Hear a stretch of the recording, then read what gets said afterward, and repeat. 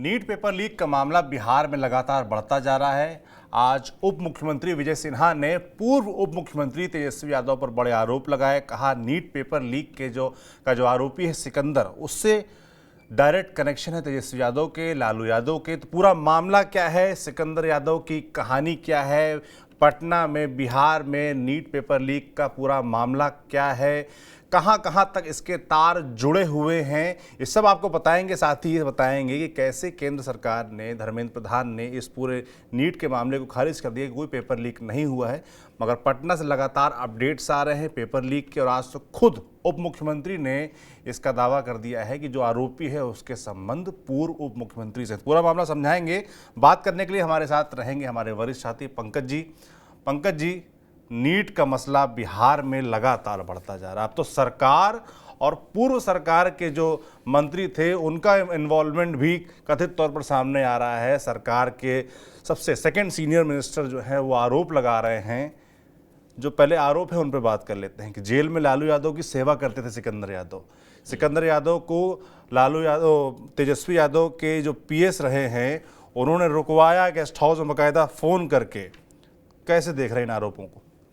देखिए, ये आरोप बहुत गंभीर है और मुझे लगता है कि अभी तक केंद्र सरकार इस बात को सिरे से खारिज कर रही थी। ये बताता है कि केंद्र सरकार इस मामले को लेकर के किस तरीके से असंवेदनशील है और आप कह लीजिए संवेदनहीन है। इस बात से कोई इनकार नहीं कर सकता। आखिरकार 24 लाख छात्रों के भविष्य का सवाल है और 24 लाख छात्रों के भविष्य के सवाल को लेकर के आप अपने सिस्टम पर इतना ज्यादा भरोसा कर रहे हैं कि आपको लग रहा है कि कुछ गड़बड़ी नहीं हुई। कोर्ट में एएसजी क्या बयान देते हैं, कोर्ट में जज कहते हैं मान लीजिए 0.001% ही घपला हुआ हो, लेकिन अब आप देख लीजिए कि क्या क्या मिल रहा है। सवाल यह उठता है कि यह बात अभी से तो शुरू हुआ नहीं। पटना में ईओयू ने जिस तरीके से सभी लोगों को पकड़ा और तार जोड़ना शुरू किया और तब समझ में आया कि पेपर लीक का मामला, जो नीट से जुड़ा हुआ मामला है, उसका कनेक्शन कहां कहां फैला हुआ और कितने लोग इसमें इन्वॉल्व हैं। उसके बाद ईओयू लगातार संपर्क कर रही थी, लेकिन ईओयू को पेपर नहीं दिया जा रहा था। सवाल यह है कि ईओयू ये जांचना चाह रही थी कि क्या वही पेपर है जो इसको बताया गया है। अब देखिए, बहुत सारा चीज ईओयू को मिल गया है। 8 जुलाई को कोर्ट में सुनवाई होगी। माननीय जज, माननीय अदालत अब निश्चित तौर पर इन तमाम चीजों पर ध्यान देगी कि आखिरकार जला हुआ प्रश्न पत्र, बुकलेट नंबर, गिरफ्तार कैंडिडेट और परीक्षा माफिया का कबूलनामा, ओएमआर सीट, वो घर जहां कैंडिडेट को प्रश्न उत्तर रटवाए गए, कैंडिडेट के दस्तावेज, माफिया से बरामद मोबाइल, फरार सरगना माफिया संजीव मुखिया और जेल में बंद उसका बेटा doctor Shiv NEET paper leak में जा चुके हैं जेल, गिरफ्तार माफिया का पेपर लीक का इतिहास, पोस्ट डेटेड चेक। मतलब ये ऐसे सारे सबूत हैं जो ये चीख चीख कर कह रहे हैं कि अरे भैया पेपर लीक हुआ, और अब पेपर लीक हुआ और आप मानने को तैयार नहीं हो। आपके ही एनडीए गवर्नमेंट में मैं सैल्यूट करूंगा बिहार पुलिस को। इनफैक्ट मैं सैल्यूट करना चाहता हूं बिहार पुलिस को कि बिहार पुलिस ने जिस तरीके से, और खास तौर पर इकोनॉमिक ऑफेंस यूनिट को जिस तरीके से, जिस मुस्तैदी से और जिस साफ गोई से तमाम लोगों को पकड़ा है, वो अफसर तारीफ के काबिल हैं। वो तमाम पुलिस के लोग तारीफ के काबिल हैं जिन्होंने इस रैकेट का पर्दाफाश किया, क्योंकि ये इतना जघन्य अपराध है जिसको भूला नहीं जा सकता। आप समझिए 24 लाख विद्यार्थी, और 24 लाख विद्यार्थी का मतलब है कि उनका पूरा परिवार, उनके परिवार की कमाई का हिस्सा, वो टाइम, वो समय, वो प्रेपरेशन, आप समझ लीजिए वो सारा चीज कैसे तार तार हो जाता है। वो इस बात से समझा जा सकता है कि अनुराग यादव नाम का एक लड़का जो कि समस्तीपुर का रहने वाला है, वो कहां पे तैयारी करता है, तो वो तैयारी करता है कोटा में। आपको मालूम है कि प्रेपरेशन के लिए कोटा बेहतरीन जगह है और बिहार के कई सारे बच्चे वहां जाकर के पढ़ते हैं। उसके फूफा कौन होते हैं, तो सिकंदर यादवबंदी। सिकंदर यादव क्या है, तो दानापुर के वहां पर एक जूनियर इंजीनियर है। अब आप समझिए उनका फोन जाता है, किसको, सिकंदर फोन करता है अनुराग यादव को। अनुराग यादव जो कि एक स्टूडेंट है जो एलएन में कोचिंग कर रहा होता है, उसको बताया जाता है कि तुम 4 तारीख को यहां पर आ जाओ। 4 जून को क्यों आ जाओ? क्योंकि 5 तारीख को एग्जाम है। और 4 जून की रात में उसको सारे पेपर्स, उसके क्वेश्चन पेपर्स रटवाए जाते हैं। और ये मैं नहीं बोल रहा हूं, उसने ईओयू के सामने जो कबूल किया है वो सारी बातें वो खुद कह रहा है। और वो रात भर रट्टा मारता है और सुबह जाता है तो सेम टू सेम पेपर उसको मिलता है। अब आप ये समझिए कैसे एनटीए कह सकती है पेपर लीक नहीं हुआ है, कैसे शिक्षा मंत्रालय कह सकता है पेपर लीक नहीं हुआ है, और इतने दिनों तक इस बात को इनकार कैसे किया जा सकता है कि पेपर लीक नहीं हुआ है। सवाल यह है कि आपका जो सिस्टम है वो पूरे तरीके से फेल हो चुका है। नीट की बात करिए तो क्या हो रहा है कि एकदम साफ फेलियर नजर आ रहा है कि आपका सिस्टम एग्जाम कंडक्ट कराने में टोटली फेल्ड है ना, एकदम जिसको कह सकते हैं कि एकदम फेल है, 100% फेल। और कल रात ही देखिए नेट, यूजीसी नेट का जो परीक्षा होती है उसका भी पेपर लीक की बात कही जा रही है कि ऐसी आशंका है और उसके जांच के आदेश दे दिए गए हैं और परीक्षा रद्द कर दी गई है। नहीं, मैं वही कह रहा हूं कि कोई एक एग्जाम का पेपर लीक हो जाता तो कहते कि यहां पर चूक हो गई और इसलिए हो रहा है। सारे एग्जाम्स के पेपर लीक हो रहे हैं। अब आप ये समझिए कि ये कहानी बड़ी इंटरेस्टिंग है। अब आप देखिए कि फरार सरगना माफिया संजीव मुखिया, ये समझना बड़ा इंटरेस्टिंग होगा। अब संजीव मुखिया फरार है। संजीव मुखिया कहां है? नालंदा का। अब आप जान लीजिए कि नालंदा का ही एक रंजीत डॉन होता था। रंजीत डॉन क्यों कहा गया? क्योंकि रंजीत डॉन का काम ही था सीबीएसई, जो कि मेडिकल अब नीट नाम हो गया, सीबीएसई एंट्रेंस का पेपर लीक कराना, उसको बेचना, लोगों को पास कराना, आगे पीछे सीट सेटिंग करके पास कराना, और उसमें वो गिरफ्तार भी हुआ था। अब सोचिए अभी नालंदा से दूसरा नाम आ रहा है। तो ये नालंदा से ये नीट पेपर लीक का कनेक्शन रहा है, पुराना कनेक्शन भी रहा, नया कनेक्शन भी रहा, ये भी साफ हो रहा है। सवाल यह है कि इस तरह के कनेक्शंस कैसे बन जा रहे हैं। सवाल यह है कि आपका कौन सा मैकेनिज्म है जो कि फुल प्रूफ नहीं है, और जब आपके सामने चीजें लाई जाती हैं तो ये किस तरह का आपका एरोगेंस है कि आप इस बात को मानने को ही तैयार नहीं होते हैं कि नहीं साहब हमारे सिस्टम में फेलियर है, हमारे सिस्टम में लूप होल्स है। आप बिल्कुल नहीं मानते क्योंकि आपको लगता ही नहीं है कि 24 लाख बच्चों के भविष्य की जिम्मेदारी किसी भी तरीके से आपकी, यह आपको नहीं लगता। मैं पूछता हूं वो एनटीए के अफसरों को क्यों नहीं अकाउंटेबल ठहराया जाए, क्यों नहीं जिम्मेदारी फिक्स की जाए? ये फिक्स होनी चाहिए कि आखिरकार कहां लैप्सेस हुए, किसने लैप्स किया। आप देखिएगा एक के बाद दूसरा, दूसरे के बाद तीसरा, क्योंकि इंटरेस्टिंग बात जब आप पूरी कहानी जानिए, और ईओयू में मैंने बहुत सारे लोगों से बात की, ये सारे वही लोग हैं जो हर एग्जाम का पेपर लीक कराते हैं। देखिए हुआ क्या, एक नीतीश कुमार नाम का लड़का है और दूसरा अमित आनंद है। ये दोनों लोगों का काम ही यही है कि हर एग्जाम का पेपर लीक कराना। अब आप समझिए कि किस तरह का रैकेट चलता है। ये नीतीश कुमार और अमित आनंद किससे मिलते हैं? सिकंदर से मिलते हैं। सिकंदर क्या है? जेई है, नगर परिषद में जेई है। कहां पे? तो दानापुर में।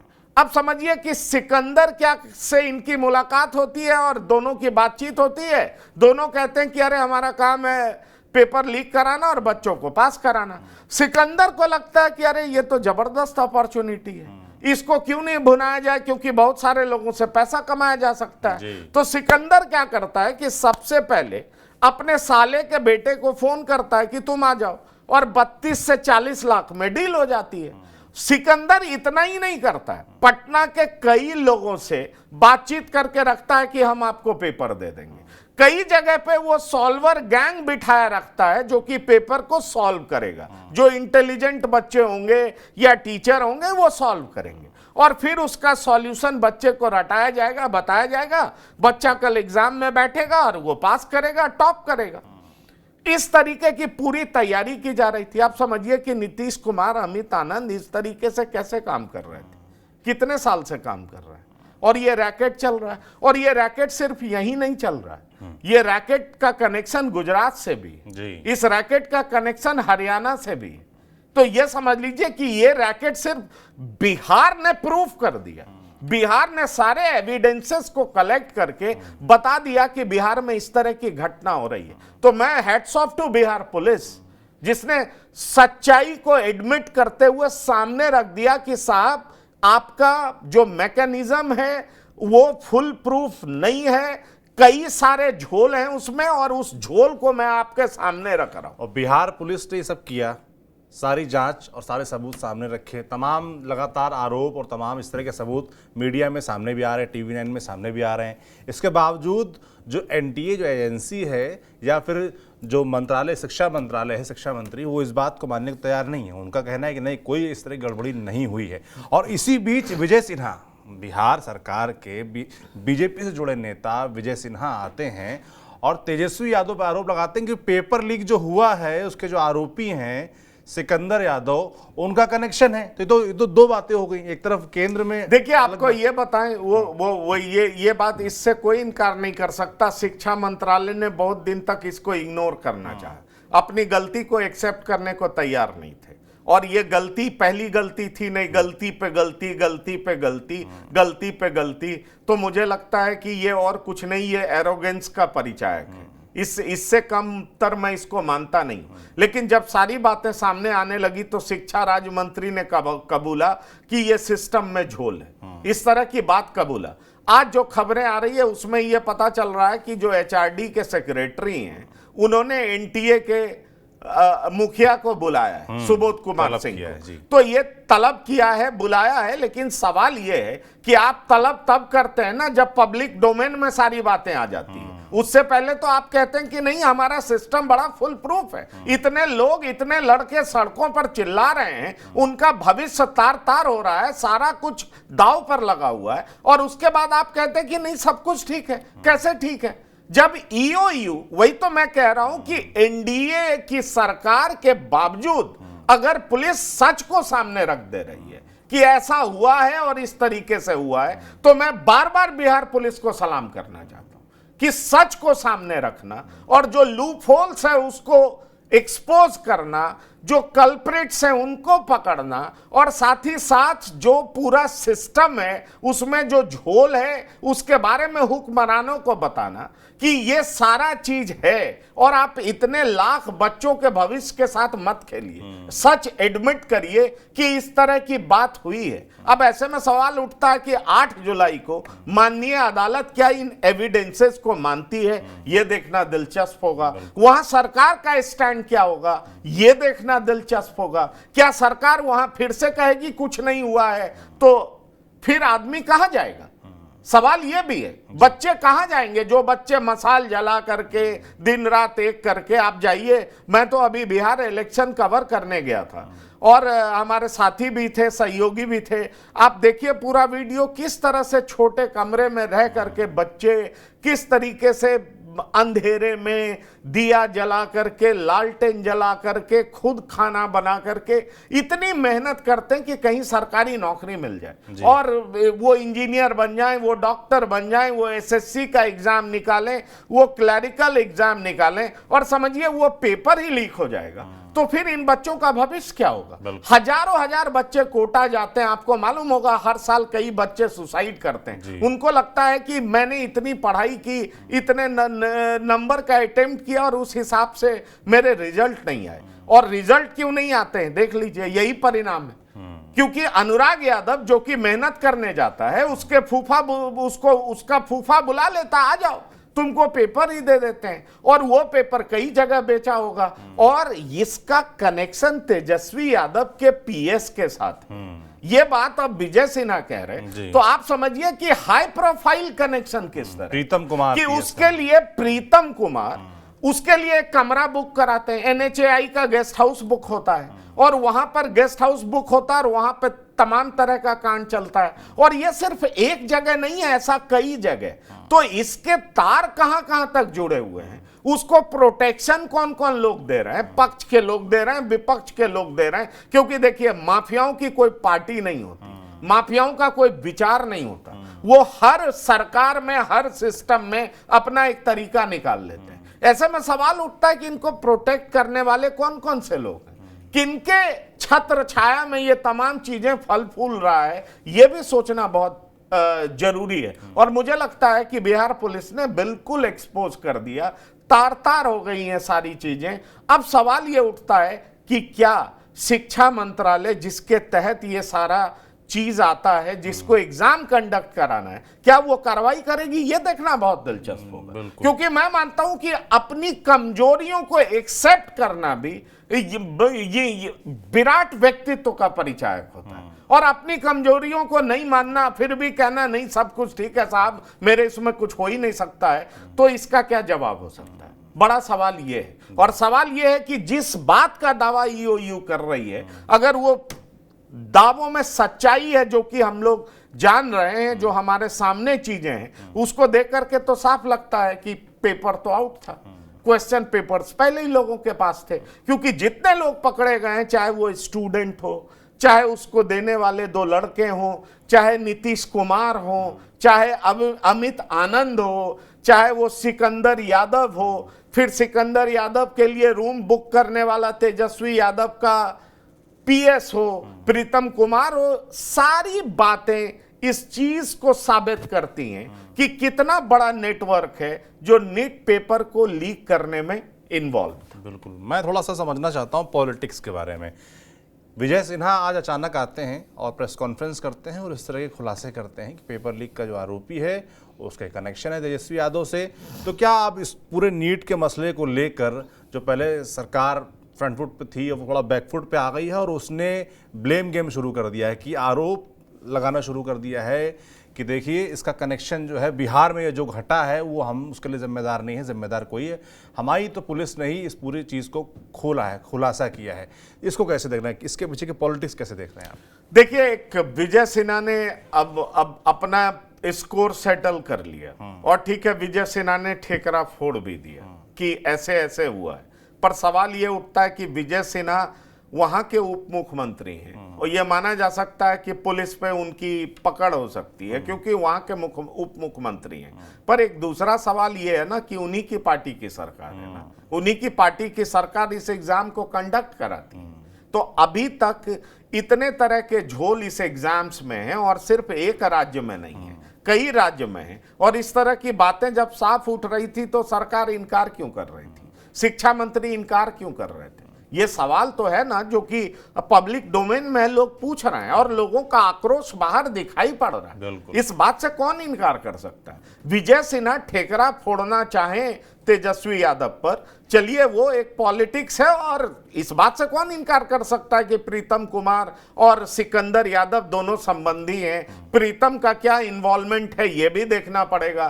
क्या प्रीतम का इन्वॉल्वमेंट सिर्फ इतना तक है कि उसने रूम बुक करा करके दे दिया? ये हो सकता है कि उसको पता ना हो, या प्रीतम भी शामिल है, ये तो ईओयू जांच करेगी, ये जांच का विषय है। लेकिन बड़ा विषय ये है कि पेपर लीक्ड था, पेपर पहले से बाहर आ चुका था, उसमें कई तरह की बातें आ रही है कि जहां पे ये प्रिंट होता है, प्रिंट के बाद ये ट्रांसपोर्ट होता है, ट्रांसपोर्टेशन के दरमियान ये लीक होता है, ये बैंक में जाता है, परीक्षा केंद्र में जाता है, कहां पर लीक होता है, कैसे लोगों के पास आता है, फिर कैसे बेचा जाता है। 32 से 40 लाख रुपए में पेपर्स बिकते हैं, इस तरह की बात आ रही है। तो ये काफी गंभीर मसला है। और मुझे लगता है मल्लिकार्जुन खड़गे ने भी कहा है, उन्होंने भी सवाल उठाया कि आपने नेट का पेपर तो कैंसिल कर दिया, नीट का कब करिएगा? तो सवाल उठता है कि ठीक है, पॉलिटिकल पार्टीज अपना स्कोर सेटल कर रही हैं, लेकिन सवाल यह है कि यह आम लोगों से जुड़ा हुआ मसला है, और आम लोगों से जुड़ा हुआ मसला है, इसलिए इसका पॉलिटिसाइजेशन नहीं होना चाहिए। ये नहीं भूलना चाहिए, मान लीजिए बीजेपी की सरकार कंडक्ट कराती है, शिक्षा मंत्री उनके हैं, तो ऐसा तो है नहीं कि 24 लाख बच्चे जो अपीयर हो रहे होंगे उनमें उनके बहुत सारे पेरेंट्स या बच्चे भी जो कि वोट देने की उम्र उनकी हो चुकी होगी, वो भी बीजेपी को वोट करते होंगे। इस बात से कौन इनकार कर सकता है? पर सवाल यह है कि ये सारे एग्जाम्स फेयर हो, मैकेनिज्म फुल प्रूफ हो, इसकी व्यवस्था करना उनकी जिम्मेदारी। केवल ठेकरा फोड़ने से तो काम चलेगा नहीं, काम इससे चलेगा कि आप इस तरीके से एग्जाम कंडक्ट कराइए कि लड़कों का, पेरेंट्स का, लोगों का विश्वास हो कि एग्जाम फेयर होता है। और अगर आप ये कराने में सक्षम नहीं है तो मुझे लगता है आप अपनी जिम्मेदारी का निर्वहन ठीक से कर नहीं पा रहे हैं। बिल्कुल। और यहाँ बात भरोसे की भी है। लाखों बच्चे हैं जो बड़ी मेहनत से तैयारी करते हैं, रात दिन एक करते हैं। और अगर जब नीट की बात करें तो इसमें तो ज़्यादातर बच्चे 12th पास, मतलब एकदम आप समझिए कि छोटे बच्चे हैं जिनको अभी, जिनकी पॉलिटिकल समझ, सामाजिक समझ अभी बननी है। उतना वो दिल से, दिमाग से मजबूत नहीं। जो आपने जिक्र किया कि किस तरीके से तमाम आत्महत्याएं भी देखी गई, कोटा का जिक्र किया, वहाँ इस तरह की घटनाएं लगातार आती रहती। तो वो इतना मेंटल प्रेशर झेलने को वो बच्चे तैयार भी नहीं है। परिवार का दबाव अलग है। उसके बाद अगर इस तरीके के जो भरोसे की बात है वो टूटेगा कि हम इतनी मेहनत कर रहे हैं, उसके बाद जब एग्ज़ाम देंगे वो एग्ज़ाम वो ठीक से कंडक्ट होगा कि नहीं, पेपर लीक तो कहीं नहीं हो जाएगा, कहीं गलत बच्चों को तो नहीं चुन लिया जाएगा, कहीं उनको तो प्रेफरेंस नहीं दे दी जाएगी। ये भय और इस भय के साथ पेपर देना और एक नया चैलेंज मुझे लगता है, और एक प्रेशर बच्चों के दिमाग में जुड़ गया। ये भरोसा टूटा है कहीं ना कहीं। नहीं, वो भरोसा टूटा है, इस बात से कोई इनकार नहीं कर सकता। देखिए, भरोसा किस कदर टूटा है इस बात से आप समझ सकते हैं कि 9 लोगों को ईओयू ने बुलाया था पूछताछ के लिए। तो अब आप समझ लीजिए कि 9 लोगों से इस परीक्षा जो प्रश्न पत्र है वो लीक होने का तार उनसे जुड़ता है, तभी तो ईओयू ने बुलाया था। 2-3 लोग आए और उसके बाद बाकी लोग आए नहीं, उसमें 2 बच्चियां भी। सवाल ये उठता है कि 9 लोगों तक प्रश्न पत्र पहुंचा, इसका कुछ एविडेंस ईओयू को मिला, तभी तो उन 9 बच्चों को बुलाया गया उनके पेरेंट्स के साथ। अब ये ईओयू को 9 लोगों का पता चला है, बाकी कितने लोग होंगे आप इस बात को समझिए। बिल्कुल। तो सवाल यह है कि प्रश्न पत्र लीक हो रहा है, और लीक कैसे हो रहा है, क्यों हो रहा है, किस वजह से हो रहा है, कौन लोग शामिल हैं, इसकी जांच कौन करेगा? जो रेगुलेटर है वही करेगा ना। ये किसका काम है जी? ये इस मैकेनिज्म को फुल प्रूफ बनाने का काम किसका है जी? ये बहुत इंपॉर्टेंट चीज है। और ये जान लीजिए, एनटीए सिर्फ यही एग्जाम नहीं कराती है, एनटीए बहुत सारा एग्जाम कराती है। और आप समझ लीजिए नेट की परीक्षा रद्द की गई, वो भी एनटीए नहीं आई। वही मैं कह रहा हूं जी। और मैं आपको यह बताना चाहूंगा कि एनटीए जेई एडवांस भी कराना चाहती थी। जेई वो आईआईटी है जो एनटीए को घुसने नहीं दे रही। मुझे इंटरनल जो डायनेमिक्स पता है, क्योंकि जिस दिन जेई एडवांस का एग्जाम एनटीए कराने लगेगी तो इसी तरीके से एग्जाम होगा क्या? अब आप समझ लीजिए। इसलिए एनटीए ये करा रही है और कितने एग्जाम करा रही है, और वो फिर किस तरीके से करा रही है। एक बार शक के घेरे में तो एनटीए है जी। एनटीए का कॉम्पिटेंस तो शक के घेरे में।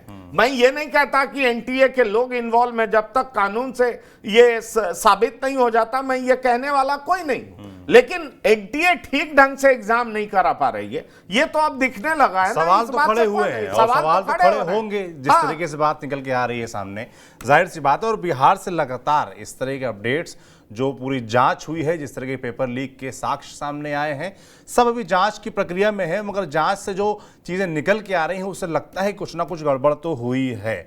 और अब जिस तरीके से आज उप मुख्यमंत्री ने आरोप लगाए, इससे बात और ज़्यादा मजबूत होती दिखती है। जाहिर सी बात है, नीट का पूरा मसला सुप्रीम कोर्ट में है। सुप्रीम कोर्ट लगातार सुनवाई कर रहा है, सख्ती से आदेश दे रहा है, जवाब मांग रहा है। काउंसलिंग रोकने से भी इनकार कर दिया है और 8 जुलाई को एक बड़ी सुनवाई होनी है। उसको लेकर सुप्रीम कोर्ट ने साफ कहा है कि तब हम तय करेंगे कि परीक्षा रद्द करनी है कि नहीं करनी है, और परीक्षा अगर रद्द करते हैं तो काउंसलिंग अपने आप ही रद्द हो जाएगी। तो सब पर, इस पूरे मसले पर, नीट के मसले पर लगातार हमारी नज़र है। बिहार से जुड़ी जो भी अपडेट्स ऐसे आते रहेंगे आप तक हम पहुंचाते रहेंगे। आप देखते रहिए TV9 बिहार झारखंड। शुक्रिया।